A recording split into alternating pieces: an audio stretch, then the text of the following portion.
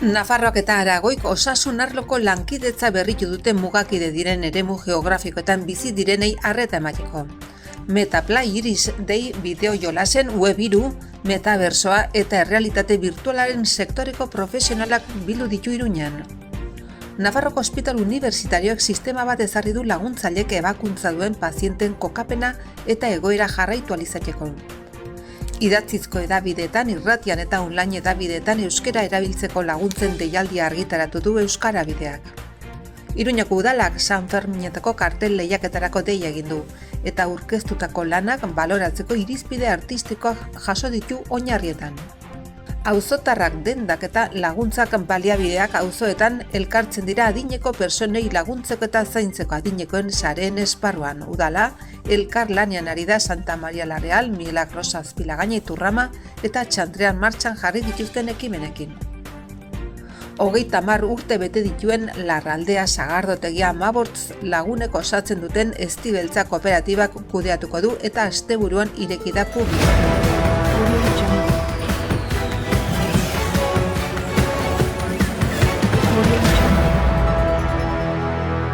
Santos Induraino Osasun Kontseilariak eta Zira Repollez Aragoiko gobernuko homologoak bilera bat egin dute. Bi erkidegoen artean eremu geografiko mugakideen tan bizi diren personei osasun arreta emateko lankidetza hitzarmena berritzeko, edo bertze komunitatearen laguntza teknikak edo jarduerak behar dituzten kasuetan. Dokumentua sinatuta eta hurrengo eguneraketa gehigarriarekin Nafarroko Gobernuko Osasun Departamentoak aurrera egiten du inguruko erkidegoekin akordioak eguneratzen. Lurralde mugakideen elkarrekiko osasun arreta emateko, elkarrekin lan egiteko tradizio luzearen barruan.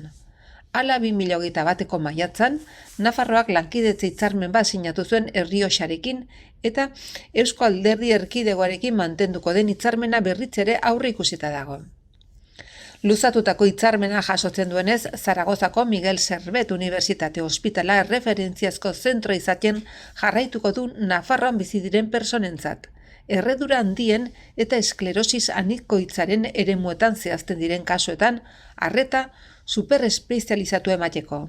Espezialitate edo teknika berria sartzeko irekita bai daude. Testuak zehazten du halaber Aragoiko Petillako biztanlek behar duten osasun arreta emango duela Aragoiko osasun zerbitzuak.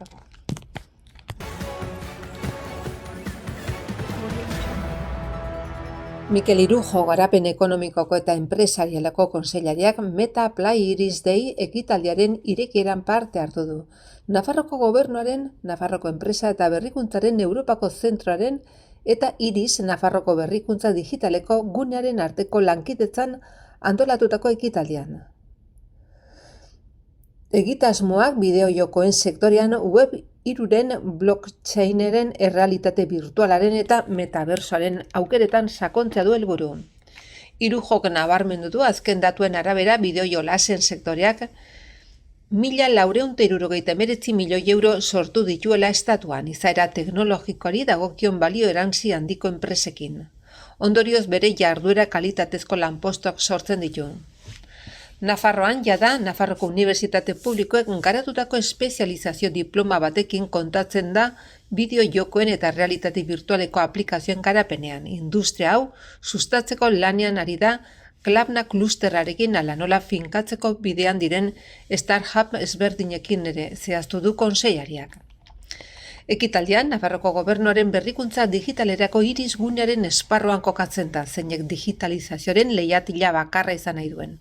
Horren harira, industriaren, energiaren eta SA lau proiektu estrategikoen zuzendari nagusia Uxue Itoitzek esan du Irisek hainbat espezializazio dituela esaterako medikuntza personalizatua edo adimen artifiziala baina herritarrengana ere hurbildu behar lukeela, bideo jolasa bezalako disiplinen bitartez zein prestakuntzarako aukera bikaina diren.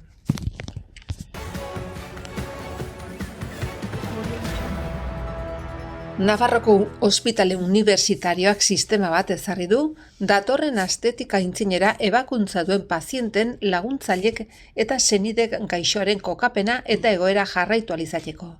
Helburua da prozesu kirurgikoak irauten duen bitartean laguntzailea informatua edukitzea eta horrela egoera horren ziurgabetasunarekin batera egon ohi den antsietatea murriztea. Herritarrekiko harremanetarako departamentuak Euskara Bidea Euskararen Nafar Institutuaren bitartez idatzizko edabideetan, irratian eta online edabideetan euskararen erabilera sustatzeko diru laguntzen deialdia argitaratu du. Guztira 1.071.000 euro bideratuko ditu horretarako. Nafarroan zabaltzen den edabide bateko titular diren persona juridiko guztiek datorren apirilaren 3 bitartean aurkeztu dezakete eskaera.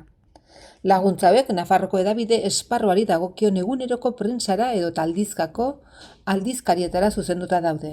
Foru Gobernuak emandako lizentzien titular diren irratiak eta euskerazko edota euskera darabilten online edabideak.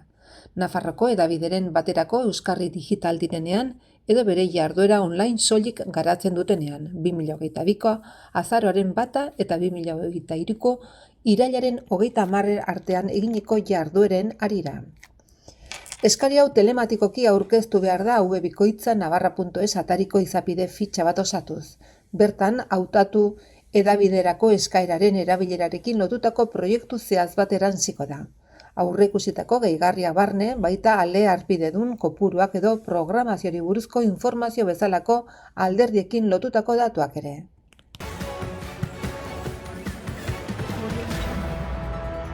Martxoaren 30 ortzegunarekin ordubitan bukatuko da 2023ko San Ferminetako kartel lehiaketarako lanak aurkezteko epea. Bertze behin ere lanak telematikoki aurkeztu beharko dira webikoitza pamplonaeskultura.es webgunea baliatuz. Eta sariak 6.000 euroko zuzkidura izanen du. Aurtengo oinarrietan lanen balorazio artistikorako hainbat irizpide aipatzen dira. Baloratuko da bertzea lanak beste formatu batzuetara egokitu alizatea. Tipografiaren eta kartelaren diseinu orokorraren arteko lotura eta kartelaren arte estilori egokitutako Iruñeko armarriaren diseinu berriak irudikatzea. Kartela jatorrizkoak argitaratu gabeak eta teknika librekoak izan behar dute. Aurkeztutako artxibo digital hartuko da azken obratzat. Irudiak formatu vertikalean erakutsi beharko du kartela. Nahi eta nahi ez eduki beharko ditu testu elementuak San Fermin 2023, Pamplona, Iruña, del 6 al 14 de julio, uztailaren 6tik 14 eta hiriko armarria. Elementu horiek obran duten kokapena libre izanen da. Armarria udalaren logotipo ofizialean dagoen bezala, txertatzen halko da, edo kartelaren diseinura libreki egokituz, baina beti ere ezagut erraza eta identifikagarria bada eta elementu guztiak egoki eta errespetuz irudikatuta badaude. Egileak edo egile multzo bakoitza kartel bakarra aurkezten halko du, persona fisikoak badira beti ere. Ezin izanen dute parte hartu lehiaketaren aurreko ediziotan finalisten artean hautatutako obrek. Kartelak aurkezteko epea oinarriak Nafarroko aldizkaria ofizialean argitaratutakoan hasiko da. Iruñeko 4 auzotan sortu diren adinekoen saren helburua ugarietako bat, adinekoen artean ohitura eta errutina aldaketak babestea, zaintzea eta hoietan arreta jartzea da, eta horrela babesgabetasun egoerak saihestea. Iruñeko udalak bultzatuta sare hoiek saltokiek eta auzotarrek osatzen dituzte. Bizilagunengandik kezkatuta eta hiriko laguntza baliabidekin elkar lanean aritzen dira kalteberatasun kasuak prebenitzeko eta detektatzeko. Adinekoen sareak Iturrama, Milagros Azpilagaina, Santa Maria la Real eta Txantrea auzoetan garatzen hasi dira. Iruña adinekoekiko hiri lagunkoi gisa, hiriko 4 auzo hoietan adinekoekiko tratu ona sustatzeko sareak bultzatzen ari da. Eta sare horiek udalerri osora hedatzen jarraitzeko itxaropena du. Adinekoen sareen barruko zaintza ekimen honen gakoa auzo osoaren eta bertan lan egiten duten baliabideen parte hartzea da, hala nola osasun zentroa, auzo unitatea liburutegia elkarteak eta dendak. Bai eta herritarrak aktiboak eta inguruaz arduratutakoak ere. Bere helburua adinekoen beharrak eta eskariak antzematean da eta hortik abiatuta baliabideak programatu eta koordinatzea, ongizate handiagoko lortzeko. Azken batean, auzo atseginak sortzea da kontua, auzotarrengandik kezkatuta daudenak batez ere arreta emango dien famili sarerik ez dutenentzako. Ekimen hau adinekoen sareen jardueraen barruan kokatzen da eta auzo bakoitzeko saltokien eta farmazien ingurukoa da. Inguru horretan bizi diren adineko personen eguneroko dinamika hobeto ezagutzeko gune gisa. Horregatik Iruñako udalak ekimen ontara establezimendu gehiago atxikitzeko eskatu du. Bat egin nahi dutenek, auzo bakoitzerako prestatutako posta elektronikoko kontuen bidez egin dezakete. Baztango Lekaro zerrian dagoen Larraldea sagardotegia eskuz aldatu da eta Eztibeltza kooperatibak kudeatuko du aurrerantz. Gainera urten 30 urte bete ditu sagardotegiak. Asteburuan ireki ditu ateak. 15 lagunek osatzen dute Eztibeltza kooperatiba, baina hoietako 3 eginen dituzte sagardotegiko bazkide langile lanak. Xavier Torres, Oian Kogarde eta Marijo Indaberek. Ganden urtean Larraldea itxi behar zutela jakitun Joaraio Kultura Elkarteko kidek erabaki zuten sagardotegiaren aldeko apustu egitea. Izan ere, 20 urte baino gehiago daramate, Arizkongo Gamioxarreko dolarearekin lanean, sagardo eginez eta kirikoketa eguna antolatzen. Lan horrekin segitzeko asma dute eta Larraldean eskainiko dituzte otordu ez gain, sagardoarekin eta sagardotegiekin lotutako bertze kultur proiektuak ere aintzinera eraman nahi dituzte. Pasaden urteko abuztuan eskuratu zuten sagardotegia eta auzolanen 40 lagun ibili dira sagarra biltzen, sagardo egiten denetara 35.000 litro kupelaratu dituzte. Datorren urtetik aintzinera sagardotegi garaiarekin batera irekitzeko asma dute. Bikoitza larraldea.eus webgune ere sortu dute, Larraldea sagardotegiaren, Gamioxarrea, dolarearen eta Eztibeltza kooperatibaren informazioa ematen duena.